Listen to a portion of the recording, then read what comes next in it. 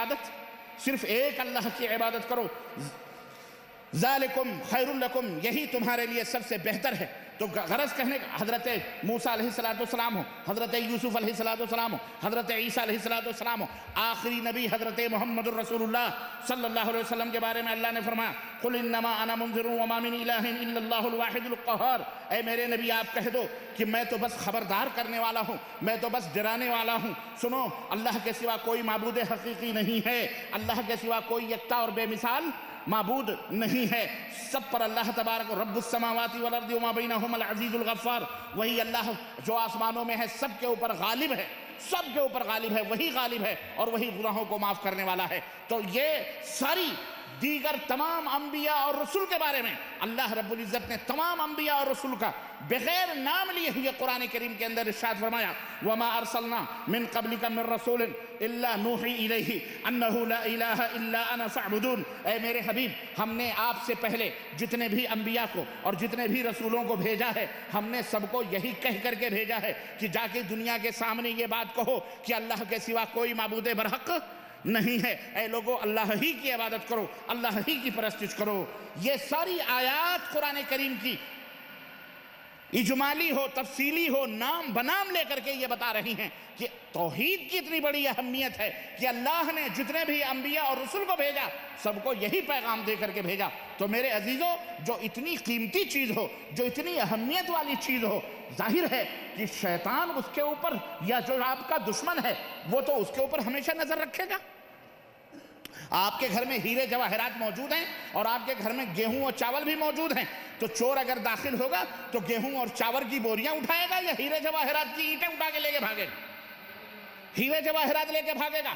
میرے بھائیوں، میرے عزیزو، نماز بھی عبادت ہے، روزہ بھی عبادت ہے، حج بھی عبادت ہے، لیکن جیسا کہ میں نے ابتدا میں آپ کو بتایا بغیر کلمہ شہادت کے نہ نماز قبول ہے، نہ روزے قبول ہے، نہ حج قبول ہے. کوئی عبادت نہیں مانی جائے گی. پہلے کلمہ شہادت، کلمہ توحید کی بنیاد ہوگی، اساس ہوگی. یہ پڑھ کر کے آدمی اسلام کے اندر داخل ہوتا ہے، مسلمان ہوتا ہے. جب تک کلمہ شہادت درست نہیں ہوگی، جب تک یہ کلمہ صحیح نہیں ہوگا، جب تک اس کے تقاضے پورے نہیں ہوں گے، تب تک نماز بھی ادھوری ہے، روزہ بھی ادھورا ہے، حج بھی بیکار ہے، زکوٰۃ بھی بیکار ہے، سارے اعمال بیکار ہیں. یاد رکھو، بغیر توحید کے کوئی آدمی صدقہ کرے، خیرات کرے، اللہ کو کچھ بھی سمجھے، بغیر توحید کے کبھی بھی اس کی یہ تمام سب عبادتیں قبول نہیں ہو سکتی. یہ بھی سب سے بڑی چیلنج کی بات ہے کہ توحید کے بغیر کوئی بھی عبادت اللہ تبارک تعالیٰ کے یہاں قابل قبول نہیں. اور یہ عقید توحید کو ماننا یہ انسان کی فطری چیز ہے. اور عقید توحید کے لیے ساری دنیا کے انسانوں کو قرآن مجید کے اندر اللہ تبارک و تعالیٰ نے ایک فکر دی ہے، دعوت فکر ہے. اے لوگو، ذرا آپ بھی سنو، پوری دنیا کے ان لوگوں کو بھی جو اللہ کے سوا دوسروں کی پوجا یا پرستش کرتے ہیں، ان کے لیے بھی قرآن کریم کے اندر ایک دعوت فکر اللہ نے دی ہے. سوچو اور غور کرو، سنو اللہ کا فرمان، سنو اللہ کیا فرماتا ہے. اللہ رب العزت نے فرمایا قل ارأیتم ان اخذ اللہ سمعکم وابصارکم وختم علی قلوبکم من الہ غیر اللہ یاتیکم بہ. اللہ رب العزت نے بڑی پیاری مثال دی اور کہا اے میرے نبی، یہ سارے مشرک جو اللہ کے ہمارے سوا دوسروں کو پکارتے ہیں یا دوسروں کو مانتے ہیں یا ان کے نظر و نیاز یا کچھ بھی جو بھی کرتے ہیں اللہ کے سوا دوسروں کے لیے جو کچھ بھی وہ کرتے ہیں، ان سے ذرا ایک بات پوچھو. کیا پوچھو؟ اگر اللہ تبارک و تعالی، کبھی تم نے یہ سوچا ہے کہ اگر اللہ تعالی تمہارے آنکھوں کی بینائیوں کو لے لے یا تمہارے کانوں کی سماعتوں کو، سننے کی قوت کو ختم کر دے، تو کبھی تم نے سوچا ہے، یا تمہارے دلوں کے اوپر اللہ تبارک تعالیٰ مہر لگا دے، تو کبھی تم نے سوچا ہے کہ اللہ کے سوا کوئی اور ہے جو انہیں واپس لے آئے؟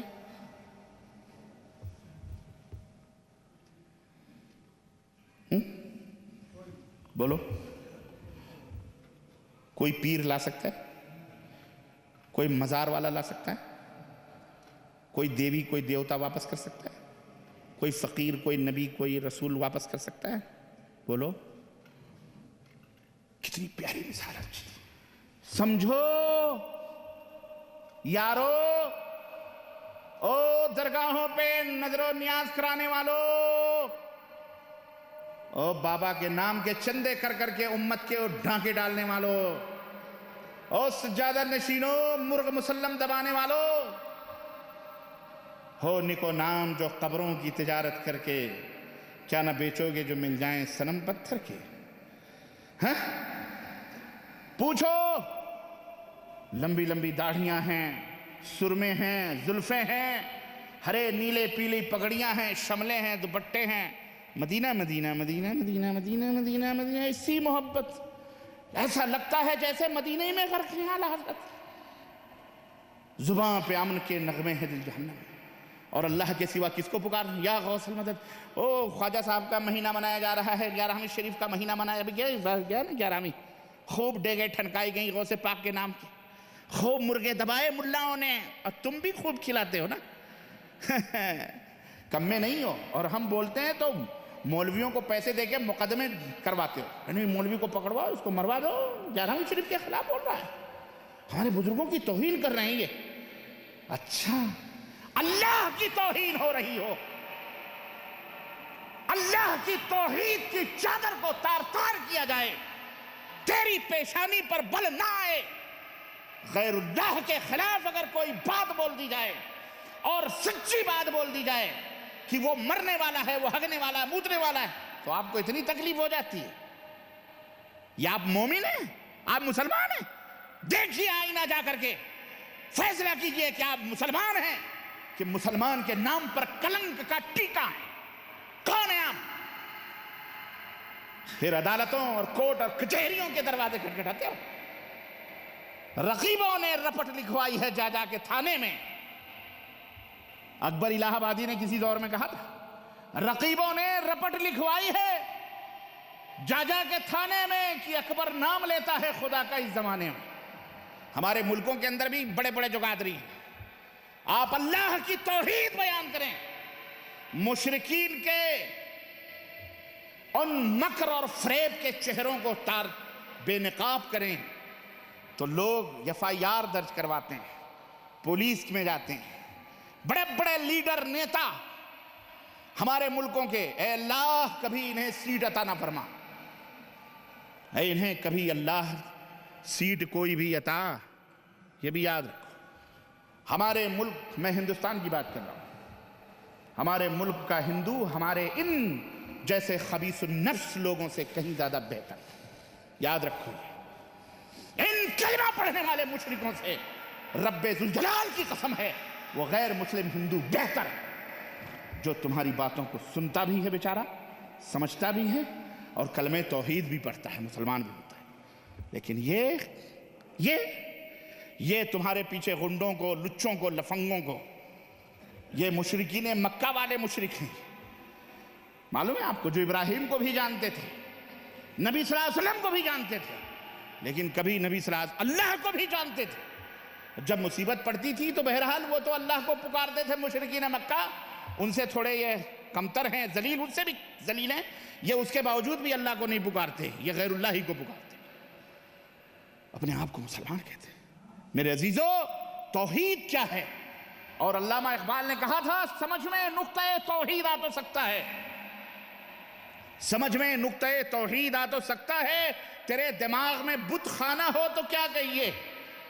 یہ بت خانہ نکالنا پہلے، تب اللہ آئے گا۔ جب تک ملا نہیں نکلے گا، جب تک اللہ نہیں آئے، پہلے ملے کو نکال۔ یہ ملا جو جس کی تقلید کرتا ہے تو اندھا بن کر، جن کے شملے دوپٹے دیکھ کر قربان ہو جاتا ہے، ہائے ہائے کیا ولی اللہ کا چہرہ ہے، ہائے ہائے کیا بیچارہ نیک ہے۔ یہ داڑھیوں کے اوپر مت جاؤ، اس سے بھی خوبصورت داڑھیاں والے موجود تھے اور ہیں اور دھوکہ دیتے ہیں۔ میرے بھائیوں، اے مسلمانوں، جنت میں جانا چاہتے ہو نا؟ جنت میں بولو، جانا چاہتے ہو کہ نہیں جانا چاہتے؟ کہاں جا رہے ہو؟ نبی کے پیچھے آؤ۔ جنت میں جانا چاہتے ہو تو کس کے پیچھے چلو؟ نبی کے پیچھے۔ اللہ کے نبی نے فرمایا، من اطاعنی دخل الجنہ، جو میرے پیچھے چلے گا وہ جنت میں جائے گا، ومن عصانی فقط ابا، جس نے میری نافرمانی کی وہ جنت میں جانے کا خود منکر ہو گیا، اس کا ٹھکانہ کیا ہے؟ جہنم ہے۔ اللہ نے فرمایا کیا؟ اللہ رب العزت نے فرمایا والذین آمنوا وعملوا الصالحات سندخلهم جنات تجری من تحتها الانہار خالدین فیہا ابدا وعد اللہ حقا ومن اصدق من اللہ قیلا۔ جنت میں جانا چاہتے ہو، اللہ نے فرمایا کہ جو لوگ ایمان لے آئیں، توحید کے اوپر قائم و دائم ہو جائیں اور عمل صالح کریں تو انہیں ہم ایسے باغوں میں داخل کریں گے جن کے نیچے سے نہریں بہ رہی ہیں، وہ ہمیشہ ہمیشہ وہاں رہیں گے۔ یہ اللہ تبارک و تعالیٰ کا سچا وعدہ ہے، اور اللہ سے بڑھ کر کے وعدہ وفا کرنے والا اور کون ہو سکتا ہے؟ اللہ سے بڑھ کے بھی کوئی وعدہ وفا کرنے والا ہو سکتا ہے؟ سنو، جنت میں جانا چاہتے ہو، توحید کی اہمیت کو سمجھو اور اس کی فضیلت میں آپ کو بتاؤں۔ اہمیت سمجھ میں آ گئی؟ پیدائش ہماری کیوں ہوئی؟ بولو، اللہ کی توحید کے لیے۔ انبیاء علیہ السلام اس دنیا کے اندر کیوں بھیجے گئے؟ بولو، اللہ کی توحید کی دعوت دینے۔ اب ذرا فضیلت کی بھی ایک دو باتیں ہیں میں آپ کی خدمت میں بیان کر دوں۔ توحید کا اقرار کرنے والا موحد جو ہوگا وہ ضرور بضرور جنت کے اندر داخل ہوگا۔ سنو اس کی دلیل، سنو اس کی فضیلت کی دلیل سنو۔ اللہ کے رسول صلی اللہ علیہ وسلم نے ارشاد فرمایا، اللہ کے رسول صلی اللہ علیہ وسلم کا فرمان کہ جب آدمی توحید کا کلمہ پڑھ لیتا ہے، عن ابی ذر رضی اللہ تعالی عنہ قال اتیت النبی صلی اللہ علیہ وسلم وهو نائم وعليه ثوب ابيض ثم اتيته فاذا هو نائم ثم اتيته وقد استيقظ فجلست اليه فقال ما من عبد قال لا اله الا الله ثم مات على ذلك الا دخل الجنه قلت وإن زنا وإن سرق يا رسول الله قال وإن زنا وإن سرق قلنا وإن زنا وإن سرق قال وإن زنا وإن سرق قلنا وإن سرق قلت وإن زنا وإن سرق قال وإن زنا وإن سرق وقال في الرابعة على رغم أنف أبي ذر قال فخرج أبو ذر وهو يقول وإن رغب أنف أبي ذر رواه مسلم۔ حضرت ابو ذر غفاری رضی اللہ تعالیٰ عنہ کہتے ہیں کہ میں بارگاہ نبوت میں حاضر ہوا، ایک دفعہ دیکھا نبی کائنات آرام فرما رہے ہیں، واپس چلا گیا، دوبارہ آیا پھر دیکھا پھر بھی آپ صلی اللہ علیہ وسلم آرام فرما رہے ہیں، پھر واپس چلا گیا، تیسری دفعہ واپس آیا دیکھا پھر آپ صلی اللہ علیہ وسلم جاگ چکے تھے، میں آپ کے پاس بیٹھ گیا، آپ صلی اللہ علیہ وسلم سے آپ صلی اللہ علیہ وسلم نے مجھ سے کہا اور فرمانے لگے کہ اے ابو ذر، جس شخص نے لا الہ الا اللہ پڑھ لیا اور اسی کے اوپر اس کی وفات ہو گئی، لا الہ الا اللہ پڑھ لیا اسی کے اوپر اس کی وفات ہو گئی، موت ہو گئی، وہ جنت میں داخل ہو جائے گا، وہ جنت میں داخل ہو جائے گا۔ ابو ذر غفاری کہتے ہیں میں نے کہا اگرچہ وہ چوری کرنے والا اور اگرچہ وہ زنا کاری کرنے والا ہو اللہ کے نبی، آپ نے فرمایا ہاں ہاں اگرچہ وہ چور کیوں نہ ہو، اگرچہ وہ زنا کار کیوں نہ ہو۔ مجھے بڑا تعجب ہوا، پھر میں نے کہا وَإِن زَنَا وَإِن سَرَقَ، بھلے وہ چوری کرنے والا اور بھلے وہ زنا کاری کرنے والا ہو، آپ نے فرمایا ہاں ہاں بھلے وہ چوری کرنے والا اور بھلے وہ زنا کاری کرنے والا ہو۔ پھر میرے کو حیرت ہوئی، پھر میں نے کہا وَإِن زَنَا وَإِن سَرَقَ یا رسول اللہ، بھلے وہ چوری کرنے والا اور بھلے وہ زنا کاری کرنے والا ہو۔ آپ صلی اللہ علیہ وسلم نے کہا ہاں اے ابو ذر تیری ناک خاک میں مل جائے، ارے بھلے وہ چوری کرنے والا اور بھلے وہ زنا کاری کرنے والا ہو، اس توحید کے بدلے میں اللہ اس کے گناہوں کو معاف فرما دے گا۔ نقد انعام ہے، کیش۔ اور اس کا ایک مطلب